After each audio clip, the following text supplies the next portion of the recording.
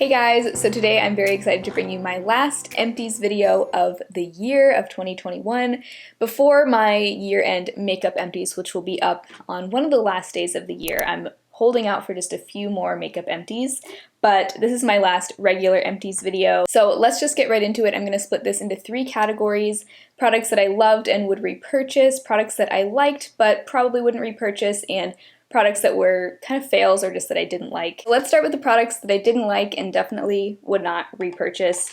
So I have a shampoo and conditioner here from Madison Reed. These were sent in PR. These are their color correcting shampoo and conditioner.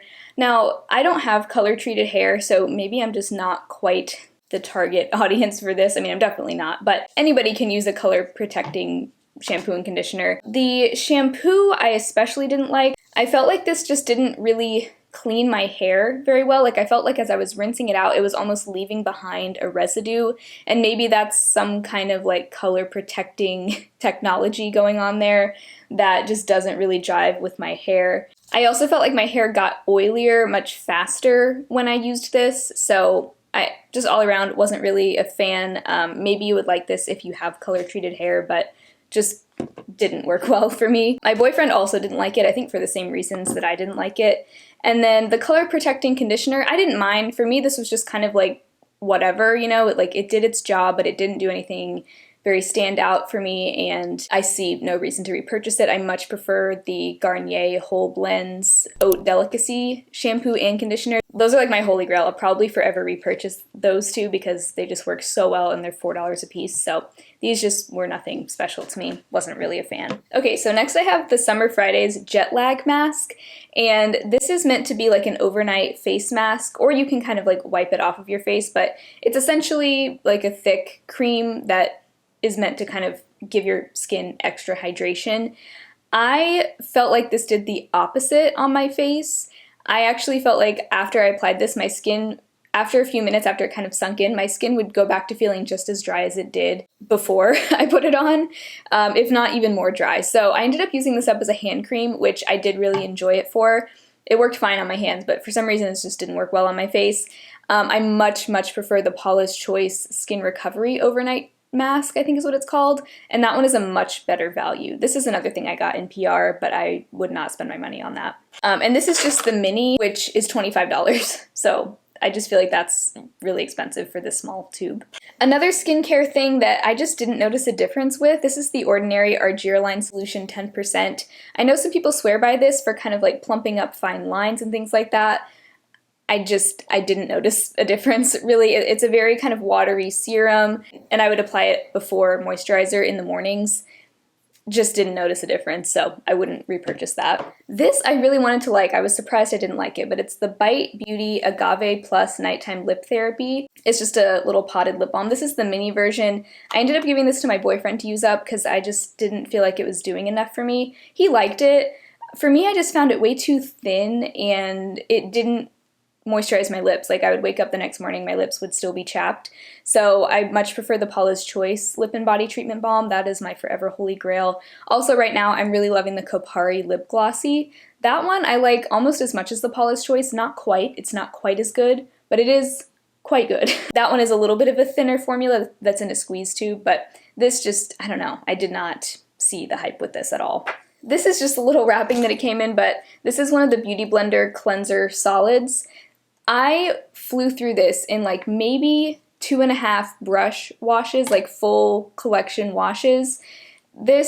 It works well at cleaning my brushes and my sponges, but I went through it so quickly. This is pretty expensive for what it is, and I just think the Dr. Bronner's bar soap does a much better job. You get way more in a bar, and it's like $5. So that's the one I will always repurchase. I like the Dr. Bronner's bar soap even better than the liquid. For some reason, I just prefer a solid bar for brush cleaning. I feel like I'm able to get better control with how much I get on the brush. It rinses off easier, so that's what I will repurchase instead. A couple of makeup empties that I finished. Didn't really care for either of these.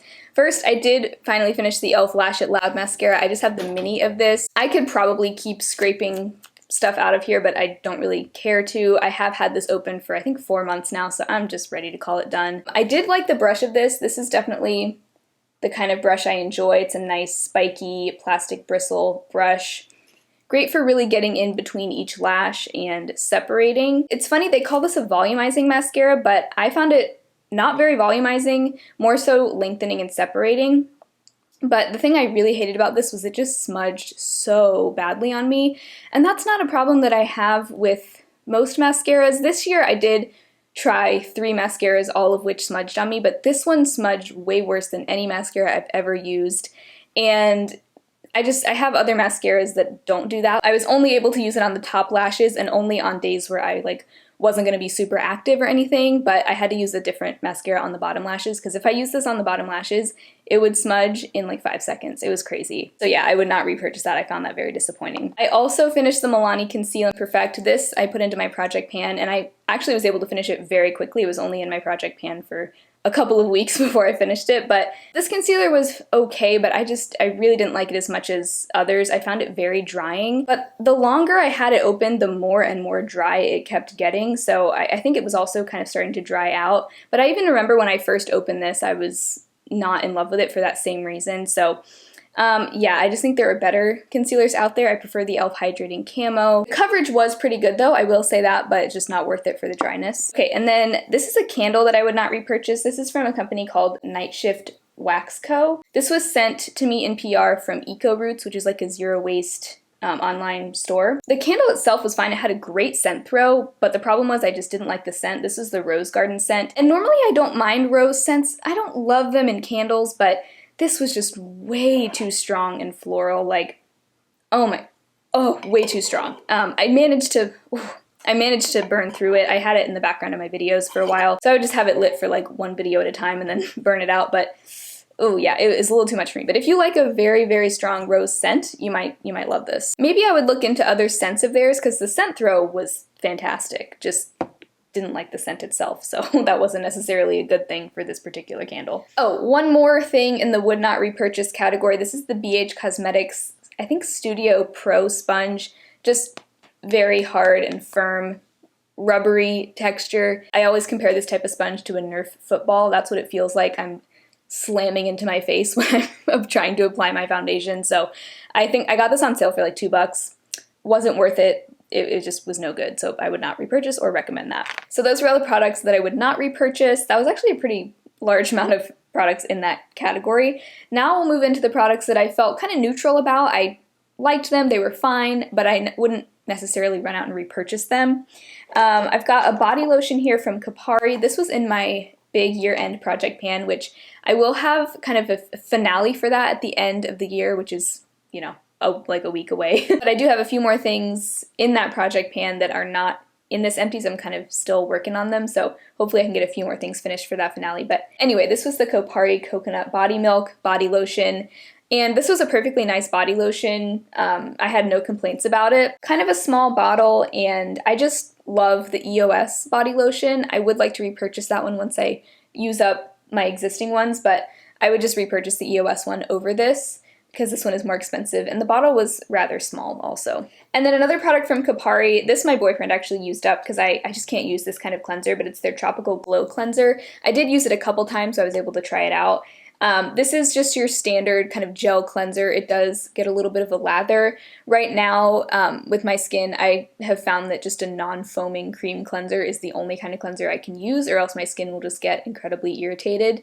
So it's nothing against this cleanser in particular, it's just that's just how my skin is right now. This had a pretty strong like pineapple scent, like pina colada type of scent, but it was an effective cleanser. I don't think it's bad, it's just not really my preferred type of cleanser. My boyfriend really liked it though, so this I really liked. I just probably wouldn't buy it because of the price. This I did receive in PR through Octoly. It's the Josie Maran Whipped Argan Oil Face Butter. Beautiful face cream, but I think it's comparable to the Versed Skin Soak Moisturizer, the e.l.f. Holy Hydration. Very similar texture, kind of a nice like wet feeling moisturizer, but still very rich, very hydrating. I really enjoyed this for my like combo skin with like some pretty bad dry patches. I felt like it still did a great job keeping my skin hydrated, so I would recommend it if it's in your budget and you like Josie Maran or you just want to try it. It was really good. I just think there are cheaper alternatives that I would purchase instead. Next, I actually have a rare toothpaste that is not from Hello, but it does still have a greeting in the name. It's the Hey Humans Wintermint Chill Naturally Derived Toothpaste with Fluoride. I bought this in a pinch because we were like out of toothpaste, and this was like the only reasonably priced one that Target had that seemed to be cruelty-free. I'm not positive that it is. It is PETA certified, but I usually like for there to be some other certification in addition to that because PETA is just not the most reliable source. And I wasn't able to find any other info on it, so I'm really not sure, but I really liked this toothpaste. It reminded me so much of like Crest toothpaste, like your traditional non-cruelty-free like mainstream toothpaste. Really enjoyed the flavor. It was great. Like I really loved this, but the other problem with it was we went through this so quickly. This only comes with 3.4 ounces, which is like just barely over the TSA size, you know, so it's almost like a travel size. So we just flew through it. So for that reason, I don't think I'd buy it again, although it was a really nice toothpaste. The next product that I felt sort of neutral about, but I did enjoy it, this is the Jordana Feather Brow. I did finally use this up. Unfortunately, Jordana is no longer a brand, so I wouldn't be able to repurchase this even if I wanted to. But this was a really nice brow gel. It didn't have any fibers to it. It had a little bit of a tint. I had the shade Blonde, and the tint was nice and light, so it didn't get messy or anything. And it had pretty good hold as well. Now that I've used up this brow gel, I haven't bought a new brow gel, but I'm kind of missing having one in my collection. At first I thought I wouldn't need one because I do have the e.l.f. Shape and Stay Brow Wax, which does give some hold.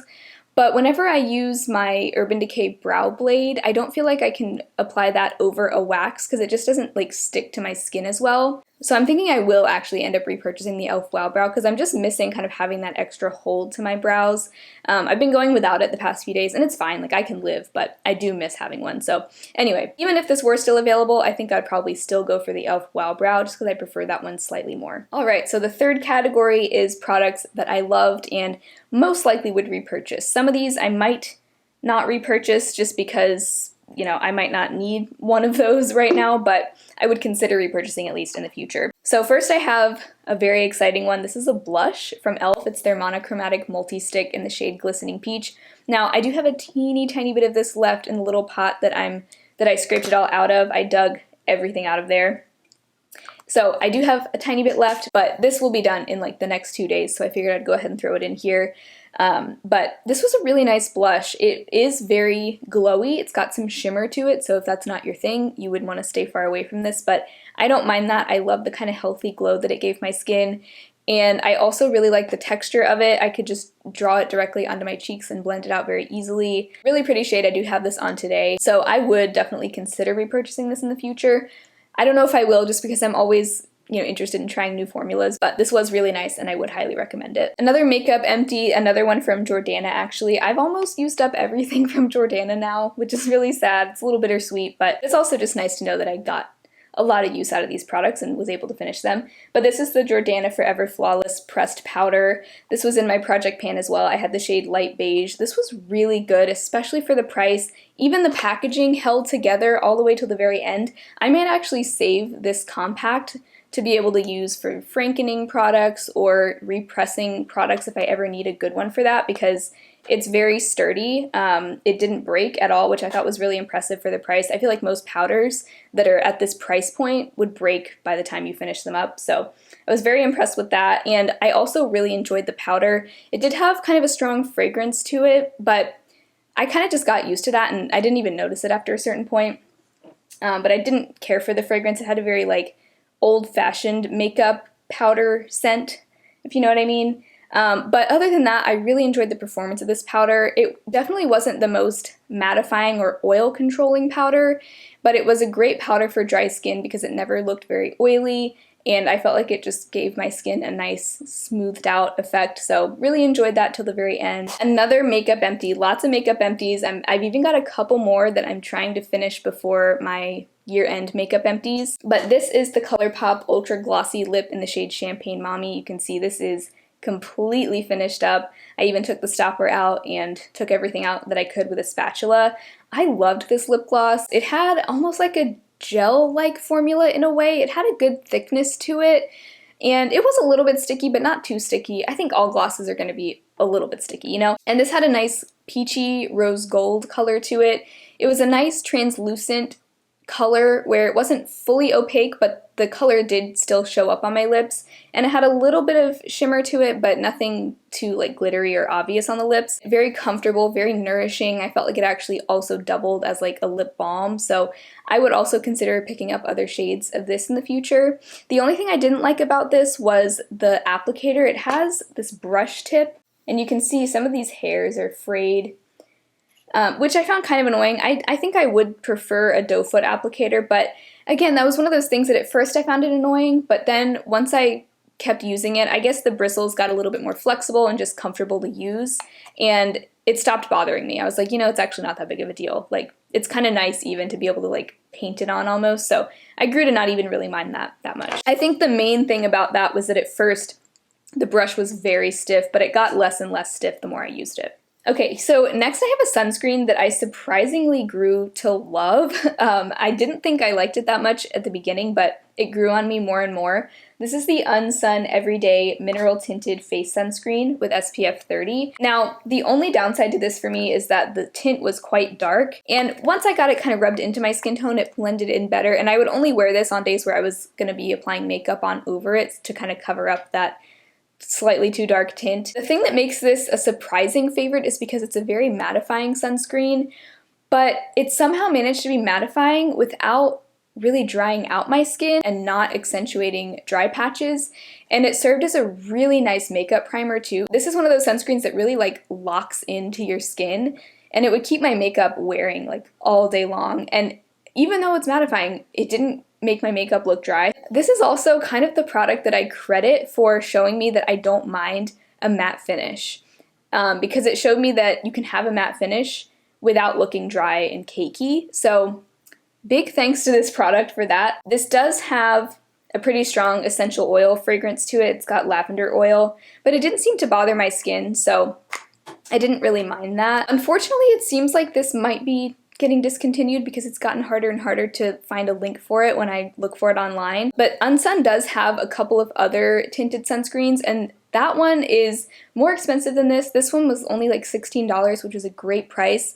They do make another one that's around $30, but it comes in a couple of different shades, and I think it does come in a light shade, so I'm curious to try that. I will probably include that one in my 2022 sunscreen roundup. If you can find this though, and you're looking for a good mattifying but non-drying sunscreen, this is a really good one. I think it would especially be great for medium skin tones because the tint is kind of like a nice medium tan kind of tone. A few other miscellaneous things. This is the Tom's Whole Care Fluoride Mouthwash. So I went quite a while without really using mouthwash, and you know, it was fine. I felt like maybe it's not necessary, but then we randomly, I don't know what prompted us to try mouthwash again, but anyway, we tried this one and we really like it. It does have fluoride in it, which is nice because I think that is the type of mouthwash that most dentists will recommend. Definitely leaves your mouth feeling nice and clean, and we've already repurchased it. So I think this will be a regular in our rotation now, in our oral hygiene rotation.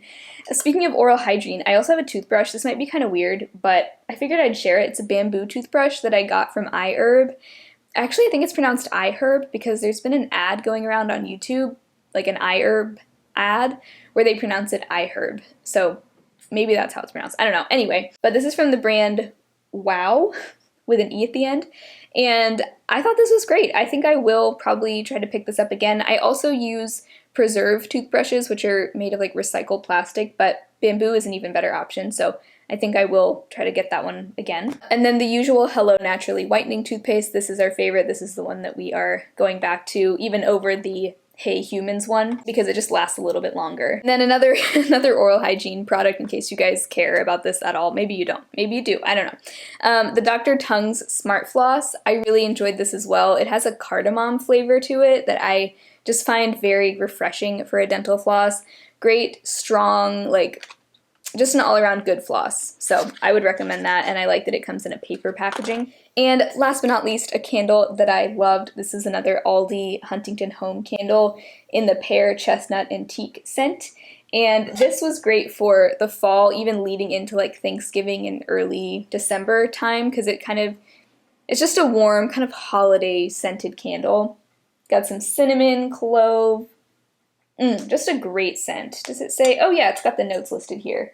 So of course, Pear, Chestnut, and Teak, and then Sparkling Citrus, Golden Pear, and Rosewood. These Aldi candles have a great scent throw as well, and they're very affordable, so I may not repurchase this exact scent again, but I'm always interested in whatever candles they have. So those are all of my empties for my last empties video of the year. I hope you enjoyed hearing all of my thoughts on these things. I'll leave my empties playlist link down below as always with all of my past empties videos. I do them once a month or so, just whenever my basket gets full. So, and then definitely stay tuned for my makeup empties extravaganza, because I'm going to be showing you every single makeup item that I used up this year. I'm going to have them all laid out so you can visually see everything I used up. I'm so excited. It's one of my favorite videos to film every year. But stay tuned for that. Otherwise, I hope you all have a wonderful rest of your day, and I will see you again tomorrow in my next video. Bye.